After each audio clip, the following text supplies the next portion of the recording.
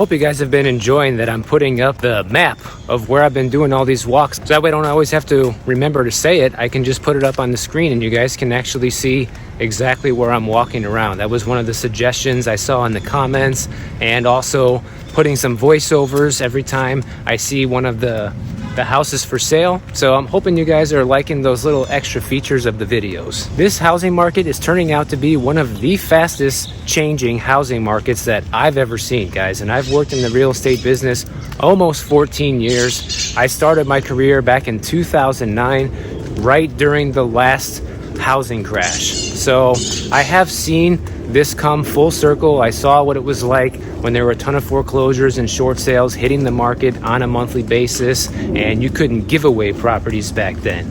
And full circle to the buyer frenzy and the FOMO and people offering over asking price and, you know, waiving all their contingencies and doing all this nonsense. Well, those days are definitely over, because now we are seeing a record amount of contract cancellations in August. And we're seeing this happen mostly in Sunbelt cities like Phoenix and Tampa, Las Vegas, where the housing market was just completely out of control for the longest time. And there are so many homes that are falling out of escrow, guys. The percentage is about a little over 15% of homes in August, in particular in these cities, literally the deal fell through.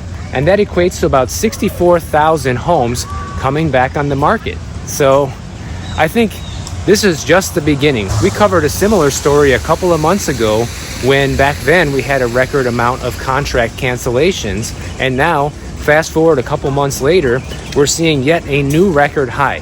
64,000 canceled contracts in just 1 month, guys. That's a new record. We've never seen this before. Not even during the last housing crash in 2008. And basically what's going on is the same story that we seen last time we heard about all these contract cancellations. You're seeing people back out of these contracts due to no longer being able to afford the financing, because it seems like every week the 30-year rate fixed mortgages are going up.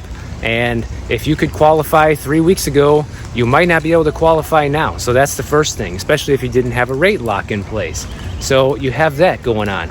You have more people waking up and not going through with the deal when there's problems with the house, guys. People are doing the inspections again, and they're finding issues with houses and saying, no, I'm not going to buy this place. Or maybe they have other contingencies in place, such as an appraisal contingency, something that can allow them to back out of the deal after the deal has already been made, essentially. And then you look at places like Jacksonville, guys, more than 25% of the homes that were under contract in August fell out of escrow. So you're going to start seeing this in more and more cities across the country, most likely, as this becomes more and more of a problem with these increased costs to borrow and buyers starting to get smart again. And the reason I want to bring this up right now is because this is a clear indicator that no one, and I mean no one out there right now who's looking to buy, because I know some of you out there are still looking to buy because life moves forward like we talked about many times. People need to buy no matter what, guys. So I want to make sure anybody out there who watches my channel who is going to be buying right now, do not waive your inspection. Do not waive any of the contingencies in your contract. If the seller requires you to do this, find a new house, because this is absolutely not the time to be doing that. And honestly, I would never advise there being a time for doing that.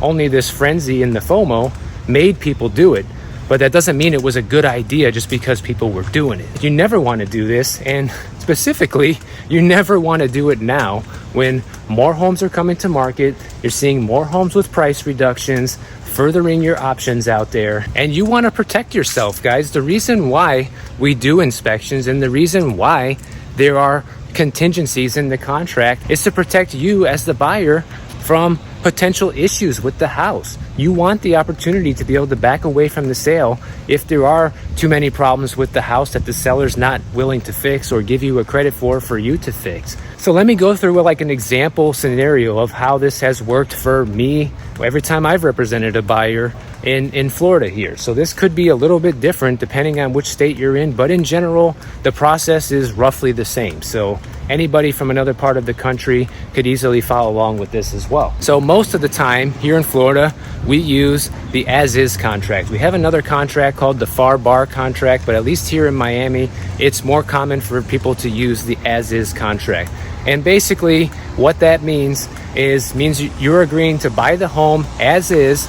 Of course, you can request the seller to do repairs on the house, but they won't be required to as per the contract. And the other thing that changes is the timeline of the contract. Instead of going by business days, we count it by just regular days. And basically only holidays are skipped. So the process goes something like this.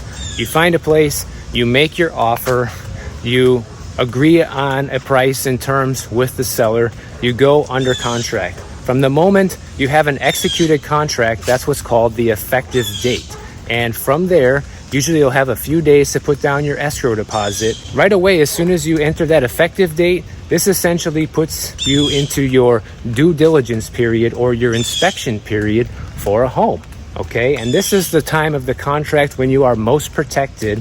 And if you sign the as-is contract, like most people do here, you can decide to cancel that contract for any reason you want to during this inspection period. So most of the time, I put 10 days on there for my buyers because the thing is, it usually takes about a week just to get the inspector there and to get the report back a day or two later.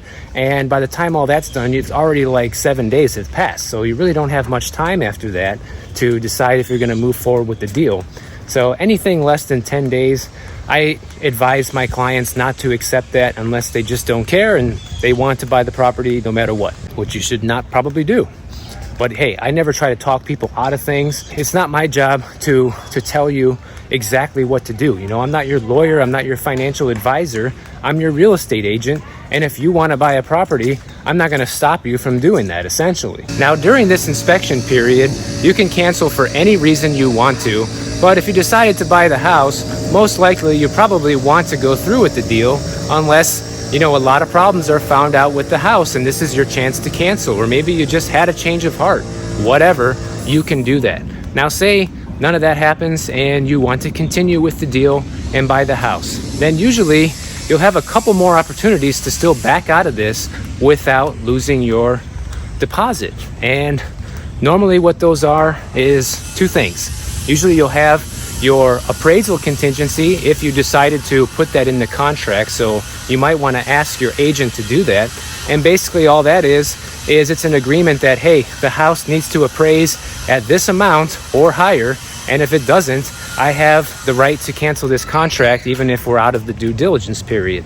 And usually the last time to get out of the deal after that is going to be your financing contingency. And that only applies if you're getting a loan, you're getting a mortgage to buy the property. If you're a cash buyer, you're not going to have this out. So that's one less opportunity for you to cancel the deal if you're a cash buyer. And the financing contingency is usually 30 days from the effective date. If you cannot secure the mortgage for the property, then you need to give written notice to the seller and the deal can be canceled and they can't keep your deposit because of that.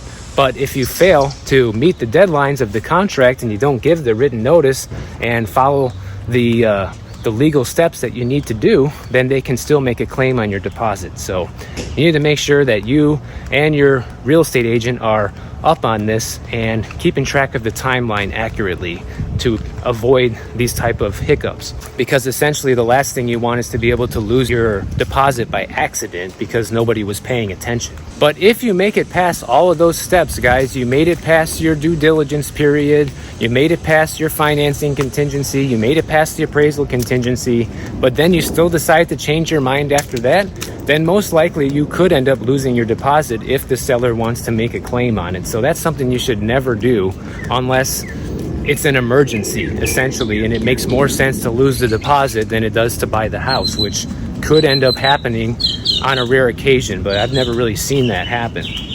But I could imagine there could be some circumstances where that makes sense. The whole idea here is to not be waiving these contingencies anymore because this is a terrible idea. It's always been a terrible idea, but it's a more terrible idea now than ever before as you're seeing a record amount of contracts getting canceled, because this means people are getting smart. So you need to be smart just like them and be ready to walk away from a deal if there's something fishy about it. It's that simple. And if you listen to my advice, you're gonna be happy, guys, that you waited for that third house or the fifth house or the 10th house, whatever it took to get the right deal where the place is not falling apart, where you didn't have to pay over asking, where you got to keep all your contingencies, and you're gonna feel so much better about the deal having gone through it like that than feeling pressured through the whole thing to buy it because of FOMO. Now, another reason I bring all this up is not just because I don't want you all to get screwed on your home purchase, which I definitely don't want that to happen to any of you, but also there was a new study that came out about how home buying takes a huge toll on your mental health. And it's not just buyers, it's for sellers too, guys. So if you are in a real estate transaction, it can have a negative impact on your mental health, essentially. So what's happening is people are reporting being in one of these real estate transactions right now is so stressful that it's worse than getting a divorce or a funeral. That's insane. And as a longtime real estate agent, somebody that's gone through a ton of deals, I can definitely tell you that it can be extremely stressful. Every deal is different, and it depends on so many different things. It depends on people's personalities. That's a big one, and how well they can handle stress and, you know, not panic when things are not looking the greatest. So that's a big part of it. But also another part of it is that when you're in a real estate transaction, a lot of it's outside of your control, guys, and that's where a lot of this stress comes from. 62% of people surveyed say that their mental health is negatively impacted by prepping their home for sale. And 63% of people thought about taking their house off the market just because the process of getting it ready to list was so stressful. Think about that. While 75% said that they spent more money than they wanted to or expected to prepare their home for sale. So getting the place ready to sell can be a big deal, and it can be a lot of work, and it can be a lot of stress and quite expensive if you want to do it right and get top dollar. Now, of course, you could just throw the house on the market and take whatever anybody gives you as is, but you could be leaving a lot of money on the table if you do that. And 27% of the home buyers surveyed said that these bidding wars cause them a ton of mental agony, and also the uncertainty of the process, not knowing if you're gonna get the home because of multiple offer situations and, you know, real estate agents and sellers playing different games with people and stuff like that. And we already know that there's a ton of buyer's remorse out there as well, where 70% of recent home buyers regret at least one thing about their home purchase. The reason why all this can be so stressful is it's not like one person's in charge of the whole transaction. A lot of people are unfamiliar with the real estate transaction, the entire process, getting the place from, you know, under contract to sold. And in my experience, what I have found is a lot of people will essentially blame me as the real estate agent for something not working out in the deal. And it's basically almost never our fault, because one thing a lot of people don't realize is we only have a couple jobs as the real estate agent. The first job is to help you find a place or help get your place sold if you're the seller, okay? That job gets accomplished, you have the contract.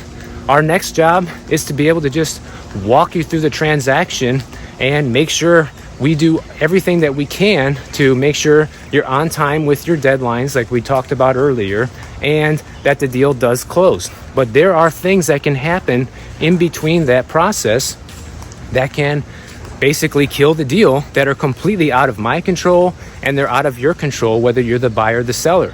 Like the appraisal not coming in high enough, like big problems with the inspection and buyers changing their mind, or having these bidding wars and getting into a stressful situation where you don't know who to pick, and then the offer you do pick doesn't work out and they cancel the contract and you got to start all over again. Like, there are tons of problems that can come up during any single real estate transaction.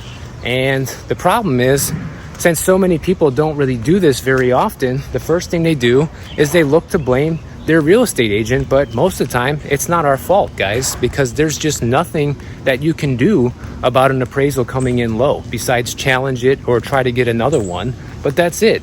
And if that doesn't work out, then it is what it is. There's nothing you can do. Same thing with buyers changing their mind during the inspection period. There's nothing that I can do about that, or your real estate agent can do about that. So part of the issue that causes so much stress with these transactions is you literally have like 10 people involved when it comes to closing a deal. Think about it. You have yourself, you have the seller, you have your realtor, you have the seller's realtor. That's already 4. Then you got maybe 2 people at the title company. That's 2 more. You have the appraiser, you have the home inspector, and maybe an attorney or 2 attorneys. The buyer has an attorney, the seller has an attorney. That's easily already 10 people or more that can be involved in closing just one real estate transaction, and each one of us are only in charge of a very small part of it. And that's where most of the stress comes from, because we're not in control of this, because it's a collective effort to get these deals closed. And to be quite honest, guys, in my experience, I have literally been in transactions with different agents, and especially at real estate attorneys, that seem to try to sabotage the transaction for one reason or another. Like, to give an example, especially when you're representing the buyer and you're dealing with the seller's agent, what sometimes they'll do is they'll intentionally try to sabotage the transaction, because maybe they have their own buyer that came along after the fact, and they might be able to get a double commission selling that property to their own buyer instead of your buyer, and essentially they'll make double the money. So it's in their best interest to try and, screw you over essentially, and get your buyer out of the transaction so they can move theirs in. The other thing I've seen is real estate attorneys picking on minute things in the contract that are basically standard, but they just want to be able to have their 2 cents in there and just assert the fact that, yeah, I'm a Florida real estate attorney, and I can show you everything that's wrong with this deal, when in fact all of it's pretty standard. So those are just a couple of situations that I personally have been through where these people will intentionally try to sabotage a transaction. And so imagine, even if no one is intentionally trying to put the kibosh on the deal, you still have 10 people you got to work with in synchronization to try and get the deal closed. And that ultimately can create a ton of stress and a ton of agony. But the best way to fight this is, that's why it's important to work with people that you trust. And it really always starts with your real estate agent. Oh, and by the way, I forgot your lender. That's another person in the transaction. Your mortgage broker, your banker, whoever's going to be giving you the loan for the house. So there's just so many people involved in these deals that it's a massive effort just to get every single deal closed that a lot of people don't realize. Now, here's a couple other things that are happening. First of all, with this recession, this time around, things are basically set to be more of a white-collar recession this time around, meaning that people who have a lot of these office jobs or work-from-home jobs where you're sitting in your pajamas all day working on the computer, you're the one who's most likely in this recession to actually get canned. Now, since I like talking about remote work, I want to give all the remote workers a little heads up, and some of you might know about this already, but what some remote workers are doing, especially experienced ones, they're doing something what's called overemployment. And if you haven't heard of this, basically all it is it's you have a remote job and you actually get a second remote job, and maybe it's a full-time one or a part-time, and this is a great way to protect yourself essentially from getting canned, because say you do lose one of your remote jobs, well, you still got the other one to fall back on. But a word of caution to people doing that is there could be legal ramifications for doing that.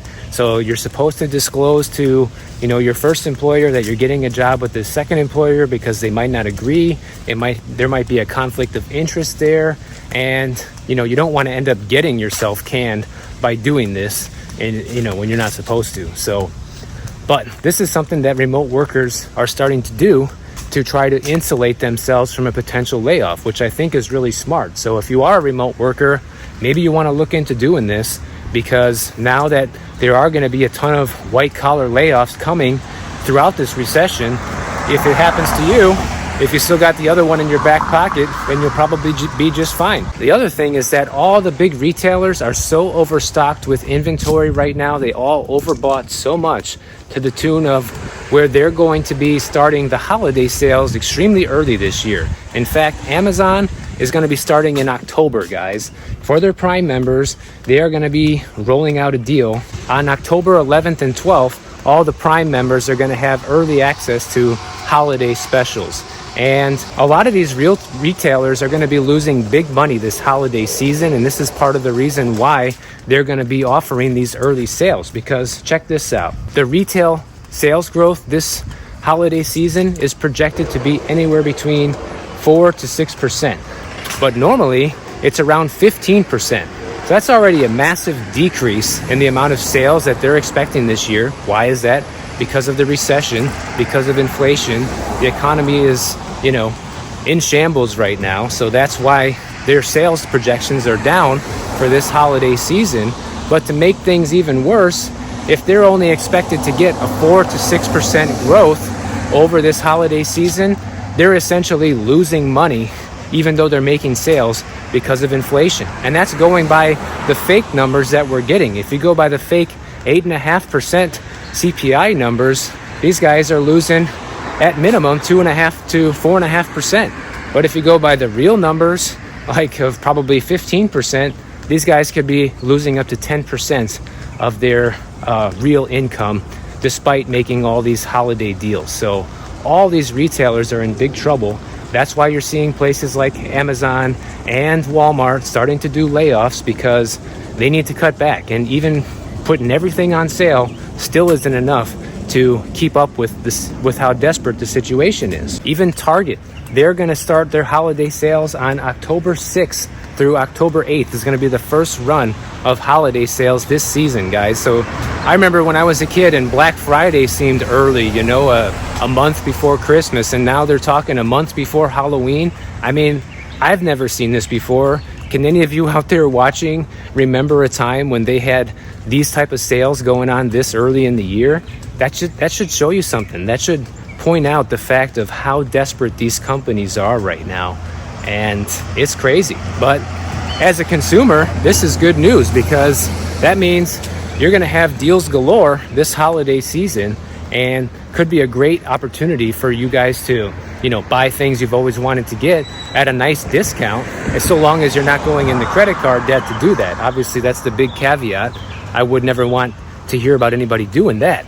But if you have the extra cash and you're not going to be going into debt to buy these gifts or buy something for yourself, then this is the great opportunity, guys. So take advantage of this time, this coming holiday season, which is coming early this year. Christmas is coming early, starting in the beginning of October. If you guys enjoyed this video, please subscribe to the channel. Check out my next video on the screen right over here, and I'll catch you over in the next one.